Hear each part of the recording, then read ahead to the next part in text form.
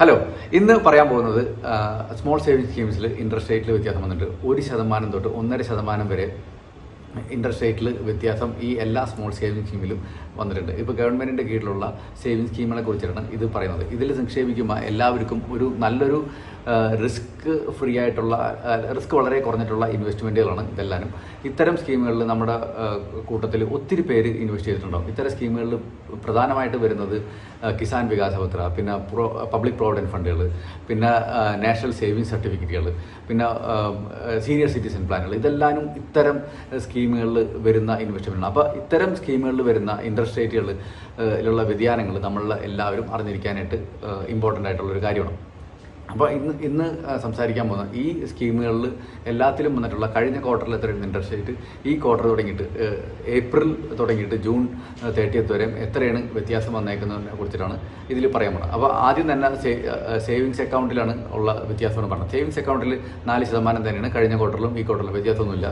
ഇതിൽ എല്ലാവർക്കും അറിയാവുന്ന കാര്യമാണ് കോമ്പൗണ്ടിങ് വരുന്നത്.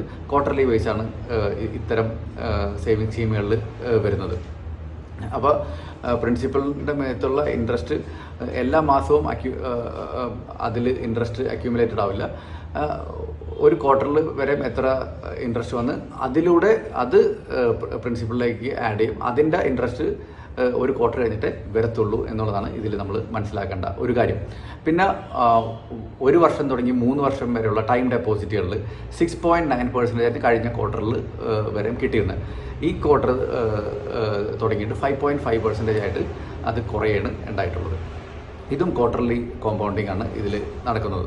ഇനി 5 ഇയർ ടൈം ഡെപ്പോസിറ്റിൽ വന്ന് 7.7% ആയിരുന്നു ഇൻട്രസ്റ്റ് റേറ്റ് ആയിട്ട് കിട്ടിയിരുന്നത്. അത് ഇപ്പോൾ 6.7%ലേക്ക് കുറഞ്ഞിട്ടുണ്ട്. അതും ക്വാർട്ടർലി കോമ്പൗണ്ടിങ് ആണ് നടക്കാറ്.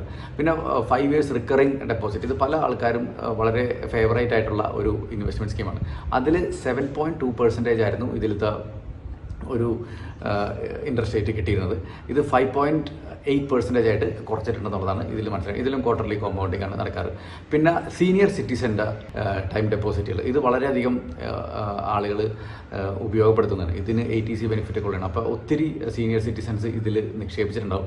അതിൽ 8.6% ആണ് ഇതിൽ ഇൻട്രസ്റ്റ് റേറ്റ് കിട്ടിയിരുന്നത്. ഇത് 7.4% ആയിട്ട് കുറഞ്ഞിട്ടുണ്ട്.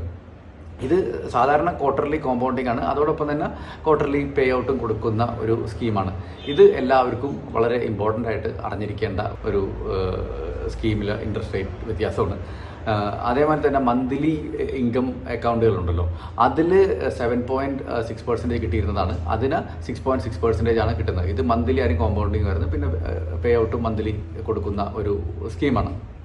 പിന്നെ നാഷണൽ സേവിങ്സ് സർട്ടിഫിക്കറ്റ് സ്കീമുകളിൽ അതിൽ 7.9% ഉണ്ടായിരുന്നത് ഇപ്പോൾ 6.8% ആയിട്ട് കുറഞ്ഞിട്ടുണ്ട്. ഇത് ആനുവലി കോമ്പൗണ്ടിങ് ആണ് നടക്കുന്നത്. ഇത് 1 വർഷം ഇൻട്രസ്റ്റ് അക്യൂമുലേറ്റ് ചെയ്തിട്ട് ആ ഇൻട്രസ്റ്റ് മേലെ ഇൻട്രസ്റ്റ് കിട്ടത്തുള്ളൂ, അല്ലാണ്ട് മന്ത്ലി അല്ലെങ്കിൽ ക്വാർട്ടർലി കിട്ടത്തില്ല. ഇത് ഒന്ന് ശ്രദ്ധിക്കേണ്ട കാര്യമാണ്. അപ്പോൾ NSC സ്കീംസിൽ ഉണ്ടായിരുന്നത് 7.9% 6.8%ലേക്ക് കുറഞ്ഞിട്ടുണ്ട്. അതേമാതിരി പബ്ലിക് പ്രോവിഡൻറ്റ് ഫണ്ടിൽ ഇത് ഒത്തിരി പ്രൈവറ്റ് സ്ഥാപനങ്ങളിലൊക്കെ വർക്ക് ചെയ്യുന്നവർ പുറത്ത് പബ്ലിക് പ്രോവിഡൻറ്റ് ഫണ്ടിൽ ഇൻവെസ്റ്റ് ചെയ്തിട്ടുണ്ടാകും.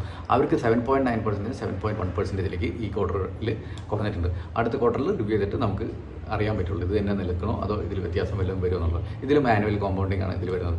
പിന്നെ കിസാൻ വികാസ് പത്രയിൽ ഉണ്ടായിരുന്നത് 7.6% 6.9%ലേക്ക് ഇൻട്രസ്റ്റ് റേറ്റ് കുറഞ്ഞിട്ടുണ്ടെന്നുള്ളതാണ്. പിന്നെ വളരെ ഇമ്പോർട്ടൻ്റ് ആയിട്ടുള്ള അടുത്ത സ്കീം എന്ന് വെച്ചാൽ സുകന്യ സമൃദ്ധി അക്കൗണ്ട് സ്കീംസുകളുണ്ട്. പെൺകുട്ടികൾക്ക് വേണ്ടിയിട്ട് ഇൻവെസ്റ്റ് ചെയ്യുന്ന അക്കൗണ്ടുകൾ. ഇത് ഒത്തിരി 10 വയസ്സ് വരെയുള്ള പെൺകുട്ടികൾക്ക് ഇൻവെസ്റ്റ് ചെയ്യാവുന്ന ഒരു സ്കീമാണ്. ഒത്തിരി പെൺകുട്ടികളുടെ പാരൻസ് ഇൻവെസ്റ്റ് ചെയ്തതായിട്ട് എനിക്ക് അറിയാം. അപ്പോൾ ഇത് 8.4%-ൽ നിന്ന് 7.6%ലേക്ക് ഇത് കുറഞ്ഞിട്ടുണ്ട്. ഇതും ആനുവൽ കോമ്പൗണ്ടിങ് ആണ് നടക്കാറ്. ഇത്തരം സ്കീമുകളിൽ നിക്ഷേപിക്കുമ്പോൾ ഉള്ളൊരു പ്രത്യേകത പറഞ്ഞാൽ ഗവൺമെൻറ്റിൻ്റെ കീഴിലുള്ളതിൻ്റെ പേരിൽ എല്ലാവർക്കും ഒരു റിസ്ക് എലമെൻറ്റ് വളരെ കുറവാണ്. എപ്പോഴും നമ്മൾ ഒരു ഇൻവെസ്റ്റ്മെൻറ്റ് പോർട്ട്ഫോളിയോയിൽ ഒരു സർട്ടൻ പെർസെൻറ്റേജ് ഇത്തരം സ്കീമുകളിൽ വെക്കുന്നത് എന്തുകൊണ്ടും നല്ലതാണ്. പക്ഷേ എന്നിരുന്നാലും ഇപ്പോഴത്തെ ഒരു അവസ്ഥയിൽ ഇൻട്രസ്റ്റ് റേറ്റ് കുറച്ചിട്ടുണ്ട് എന്നുള്ളത് നമ്മൾ ഇതിലേക്ക് കൂടുതൽ അലോക്കേഷൻ കൊടുക്കുമ്പോൾ ശ്രദ്ധിക്കേണ്ടതായ ഒരു കാര്യമാണ്. ഇത്തരം റിസ്ക് ഫ്രീ എന്ന് പറഞ്ഞിട്ട് വളരെയധികം ഇൻട്രസ്റ്റ് റേറ്റ് കുറഞ്ഞു കഴിഞ്ഞാൽ നമുക്ക് ഏകദേശം ഒരു 0.5% തുടങ്ങിയിട്ട് 1.5% വരെ ഇൻട്രസ്റ്റിൽ ഓരോ സ്കീംസിലും വ്യത്യാസം വന്നിട്ടുണ്ട്. അപ്പോൾ നമ്മൾ നോക്കേണ്ടത് വെച്ചാൽ ഒരു ഇതിൻ്റെ അലോക്കേഷൻ കുറയ്ക്കുക, എന്നിട്ട് ഇതിനേക്കാളും അട്രാക്റ്റീവായിട്ടുള്ള ഒത്തിരി ഇൻവെസ്റ്റ്മെൻറ്റ് സ്കീംസുകൾ പുറത്ത് നമുക്ക് അവൈലബിൾ ആയിട്ടുണ്ട്. അതും കൂടിയും നമ്മൾ എക്സ്പ്ലോർ ചെയ്തിട്ട് വേണം ഇത്തരം ഇൻവെസ്റ്റ്മെൻറ്റ് സ്കീമുകളെ കുറിച്ചിട്ട് ആലോചിക്കാനായിട്ട്. അപ്പോൾ ഇതിൻ്റെ ഒരു ഫൈൻ ബാലൻസ് എപ്പോഴും നോക്കണം. ശരിയാണ്, നമുക്ക് റിസ്ക് എലമെൻറ്റ് കുറഞ്ഞോടത്ത് 1% നമ്മുടെ അലോക്കേഷൻ എപ്പോഴും വേണം. എന്നിരുന്നാലും ഒരു ഓവർ അലോക്കേഷനോടേക്ക് കൊടുത്തു കഴിഞ്ഞാൽ നമ്മുടെ ഒരു വെൽത്ത് ക്രിയേഷൻ ജേണിയിൽ വളരെയധികം ഒരു കുറവ് നമുക്ക് സംഭവിക്കാനായിട്ട് ചാൻസ് ഉണ്ട്. അപ്പോൾ ഇത് എല്ലാവർക്കും ഉപകാരപ്രദമായെന്ന് വിചാരിക്കുന്നു.